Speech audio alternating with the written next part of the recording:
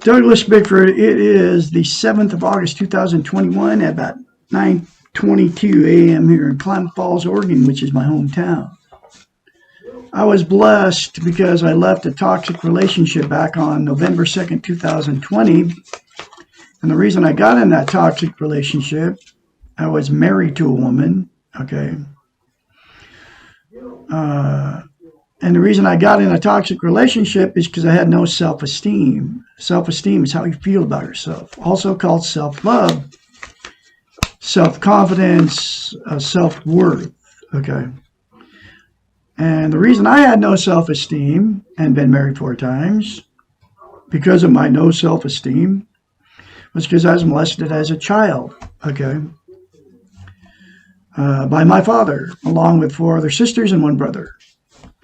And so I ended up on YouTube teaching self-esteem, and that's what I teach now on YouTube.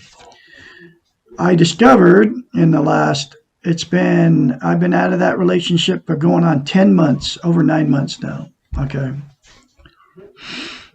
And what happens if you don't have any self-esteem? You will attract exactly what you are. I posted an ad on Craigslist, okay, looking for a woman. And because I had no self-esteem. I married her after 3 weeks because I had no self-esteem. Didn't even know her, okay? And I found out all this horrendous stuff after I got into the relationship about 4 months into it. I realized I made a huge mistake. But at the time, I didn't know I didn't have any self-esteem, and I didn't know that's why I got into that relationship. And that's why I've been relationship jumping my whole life, because I was molested as a child, which made it so I didn't have any self-esteem my whole life, because it makes you feel worthless. Anyway, that's why I got in that 4th marriage, okay? And that's why that 4th marriage ended up in disaster. Just like the other 3 marriages ended up in disaster. Because I attract exactly what I was, somebody that didn't love themselves. She didn't love herself either, because she was looking on Craigslist for a boyfriend, a love relationship, for whatever reason. I was looking for it because I was looking for love. And I ended up falling in love with her after 3.5 years, even though she abused me. And I don't know if she ever loved me or not. I have no idea. She said she did, but she said a lot of things too. Anyway, you have to go through all the pain. I've been going through the pain of that for 9.5 months now, or a little over 9 months since I left. I've been dealing with the pain, and we have to accept the pain. And the way I accepted it and have been dealing with it is because I learned how to attain self-esteem. It's out of the book, The Portable Therapist, by a doctor of psychology. She's a psychiatrist. Her name's Susanna McMahon. The book's in the description, in a link in this video. We can all attain self-esteem. Okay. And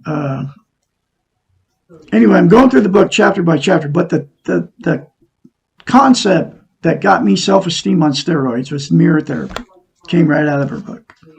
Doesn't come from Douglas Bickford. Look at yourself in the mirror, say, I love you, and look at yourself in the mirror and say, I love my inner child. Do it every day. Don't tell anybody you're doing it.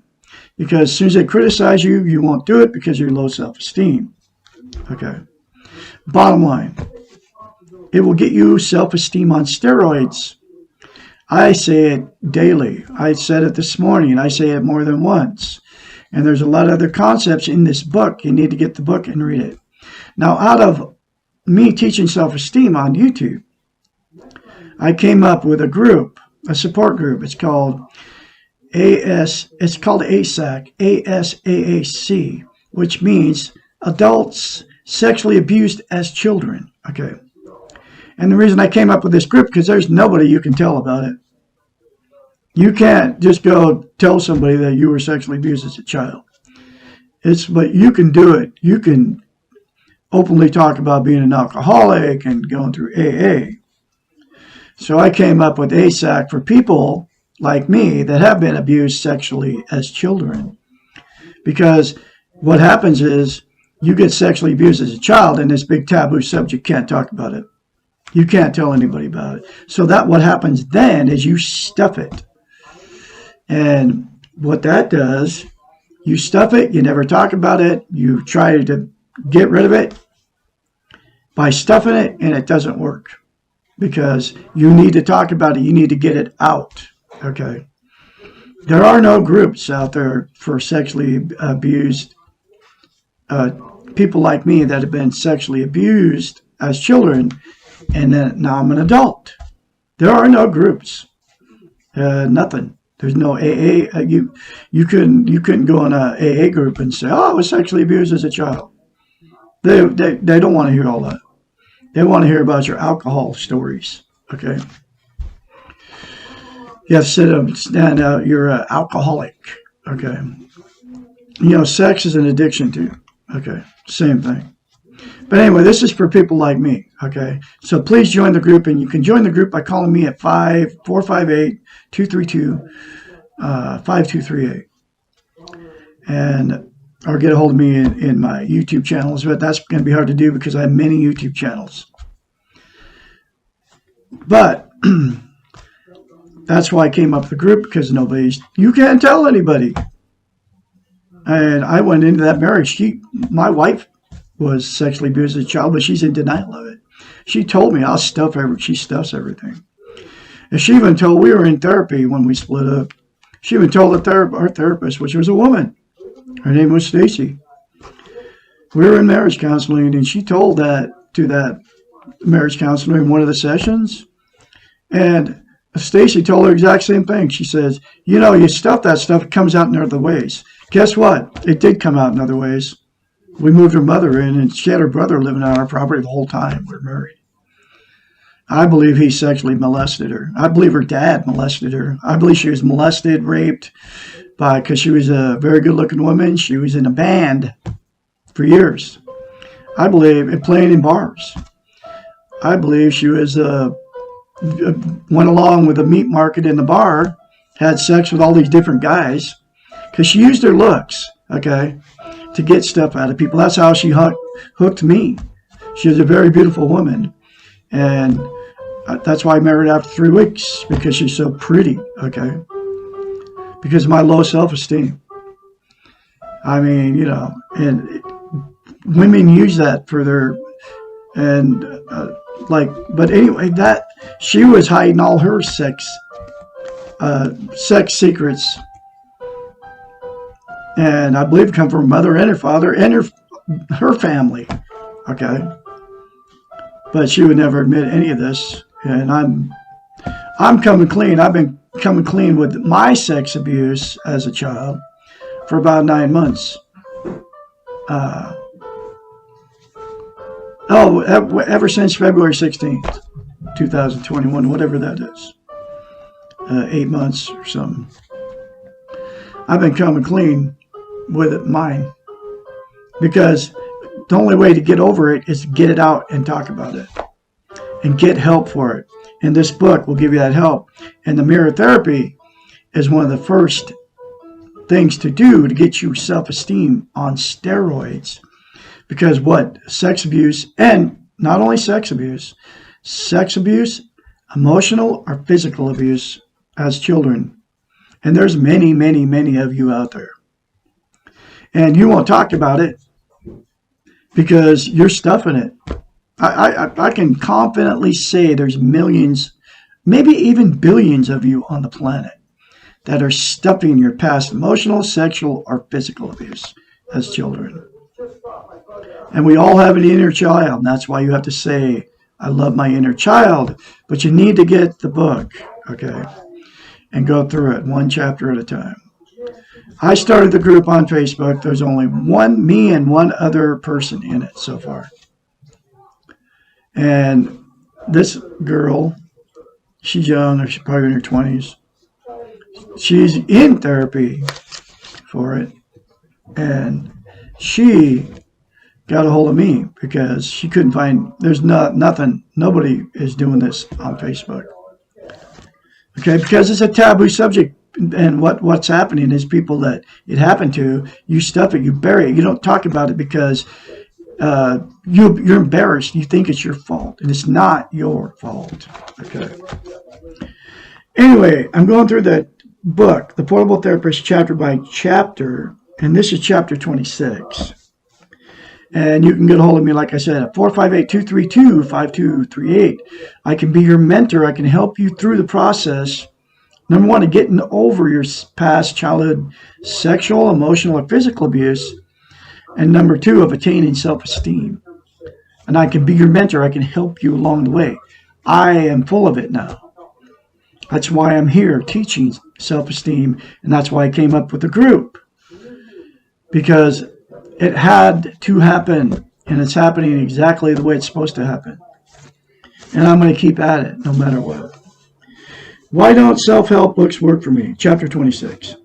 In the preceding question about how to learn self-esteem, reading a self-help book was not mentioned in the answer because the last chapter was how to attain self-esteem, which is looking yourself in the mirror and saying, I love you, saying I love my inner child, and get the book, The Portable Therapist, and go through it. This may seem to be a curious omission, as this book should be considered a self-help book.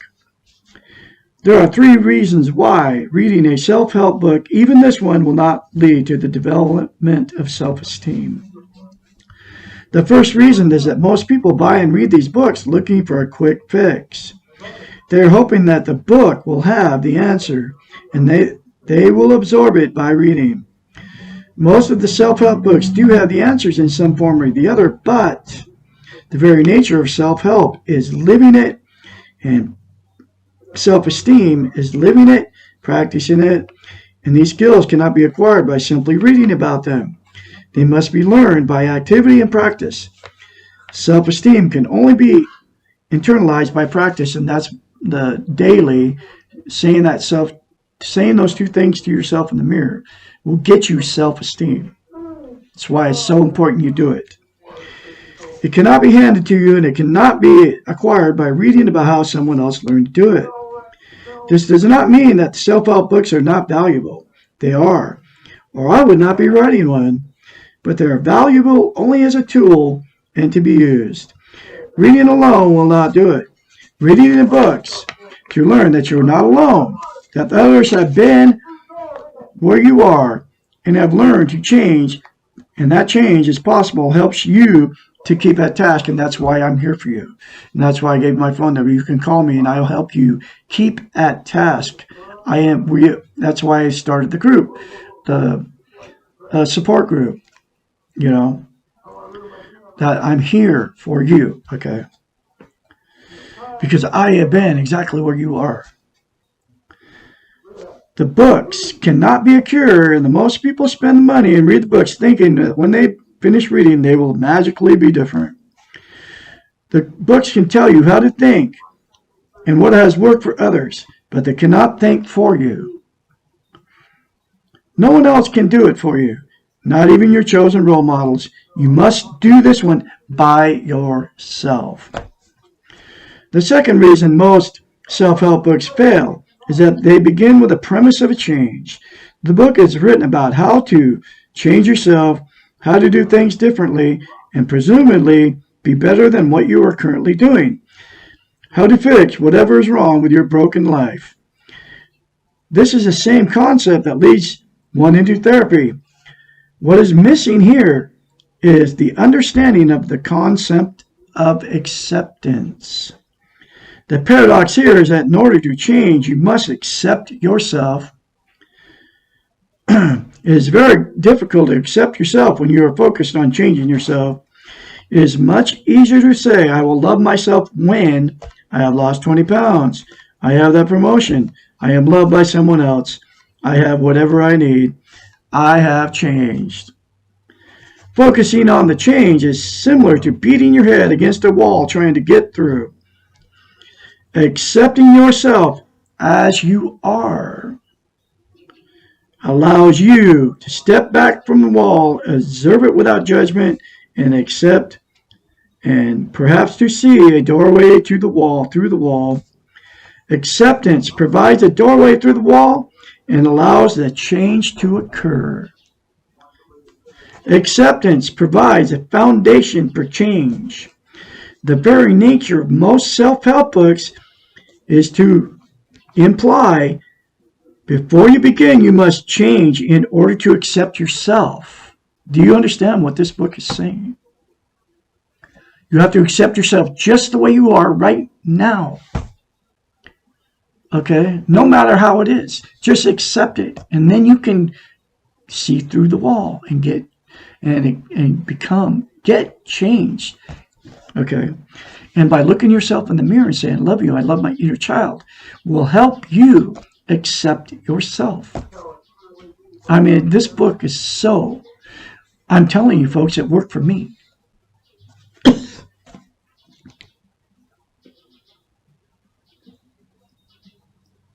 Okay. Accepting yourself as you are allows you to step back from the wall, observe it without judgment, and perhaps see a doorway to the wall, through the wall. Acceptance provides the doorway through the wall and allows change to occur. Acceptance provides a foundation for change. The very nature of most self-help books is implied, before you begin, you must change in order to accept yourself. It's so important. That's why I had to read that again. This leads to the third reason why the self-help books fail. The book cannot provide an accepting and encouraging environment. Role models, by accepting you as you are right now, can help you accept yourself. They can provide the observing eyes to help you look at yourself and find the doorway to change. It has been mentioned that you must do the real work yourself, and that learning self-esteem can be a painful process. And it is painful for over 9 months. I have been going through it. Okay. I was like, when I left her November 2nd, I was devastated. I was like down and out, man. It was bad. And it was no accident, no coincidence I found this book. I believe it was put there by a creator. I call it God. I call it the Great Spirit. Okay. And I believe I went to my son's house just to get the book. I lasted 6 days at his house. He's in a terrible relationship because of his no self-esteem. He's married to an abusive, alcoholic, raging alcoholic woman. But just like I was, I got abused for 3.5 years by this woman. I mean, I couldn't say no to her. Okay. That was because of my no self-esteem. I gave her everything she wanted. And I was trying to make the relationship work. Okay, little kid. I got a little cat here. His name is Blue Boy. I rescued a litter of 9 kittens. Because the people that had these little 9 kittens couldn't afford to take care of them. They all had running eyes and bacterial infections, and they're not no more because I got them to the vet. Didn't I? I love you, buddy. I love you, buddy. I love kitty cats, but I love all animals. I love dogs, too. I love you, buddy. Okay, you go off and let me do my video. Okay, so it can be a very painful process. I mean, I was in total pain when I left. Anyway, I was saying that my son is with the abusive woman, just like I was. Okay. And what we do when we don't have self-esteem, and I didn't have it because I was sexually abused as a child. There's been a lot of you out there that have been sexually abused as children, and emotionally and physically abused. Most of us have been physically and emotionally abused. I don't know about what the percentage is of sexual abuse, but there's a lot. Comes from parents, comes from brothers, sisters, cousins, comes from total strangers, comes from the milkman, it comes from somebody shows up at your door, and when you're a kid, you don't know any better, whether you're a boy or a girl. Then the adult, they're evil and predators, and they've seen an opportunity and they take it. And you happen to be a victim if you're a child. Parents do it to their own children. Brothers do it to their sisters. Sisters do it to their brothers. Cousins do it to their cousins. Half brothers do it to their half sister. Okay. I believe my wife got molested by her older brother. He was a half brother. He's all in denial of it. She flat out told me, I'll never tell you what I've done and her past sexual secrets. She's never told me, but she hung out in bars, okay, with her little daughter would take her to the bars, to the meat market, while she was getting her ego filled by singing up there on the stage, because she's very good looking and she's a very talented musician. She was getting in bars, and bars are meat markets. Everybody's drunk, everybody's stoned, everybody's on drugs. They could care less about the music. But after the parties, when the bar closes down, and she's with all these band members, right?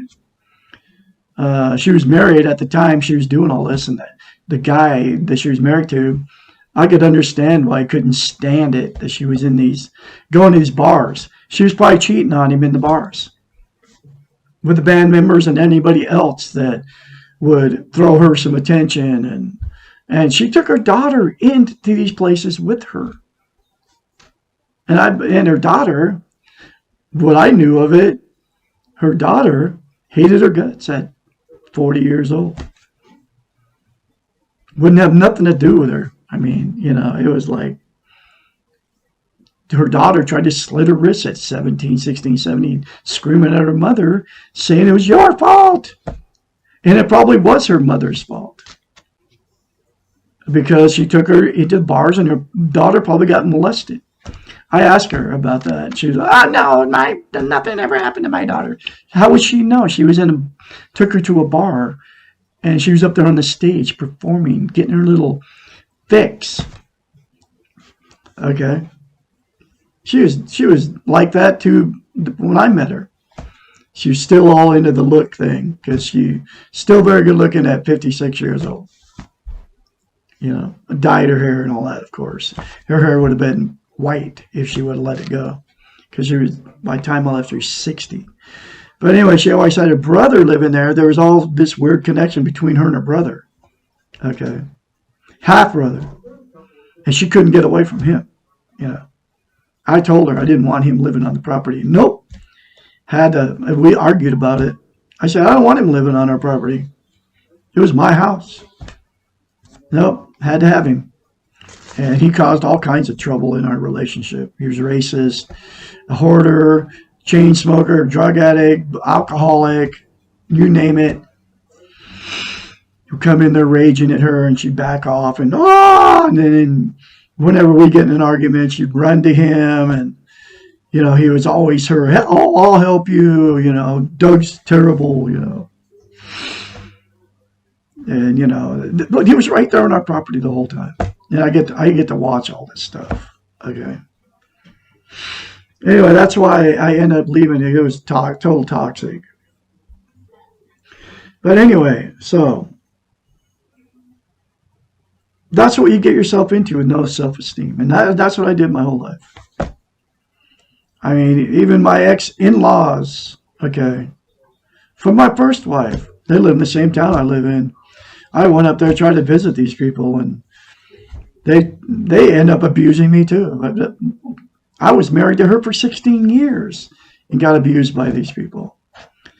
And then once I got self-esteem, I said I wasn't going to go up there and see them, because they did some horrendous stuff to us too, and their own daughter when we were married. I mean, and then all of it just got swept under the rug. Oh, we're just supposed to accept that. That's her mom and dad, right? Anyway, so I went up there, said I wasn't going to go up there, went up there, and the same thing happened. The mother criticized me.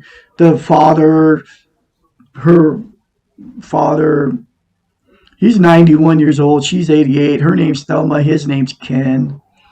Barely even knowledge. I bought a house and paid cash for it. Never said congratulations. Nothing about any of it. I mean, I bought a house and paid cash for it, 72 grand. And told the strangers, I say, wow, congratulations to me. Because I bought a house and paid cash for it. 100-year-old beautiful house here in Clown Falls, Oregon. Not one word did he say to me. He was too busy getting his little ego fixed by having that. It was, they worship the house that they live in. They always have. And they always have money. Okay. Could care less about, I went through a devastating 7 months of just heartbroken and destroyed because I left a woman that I was madly in love with, but did not love me. I fell in love with her, and I couldn't get. And then she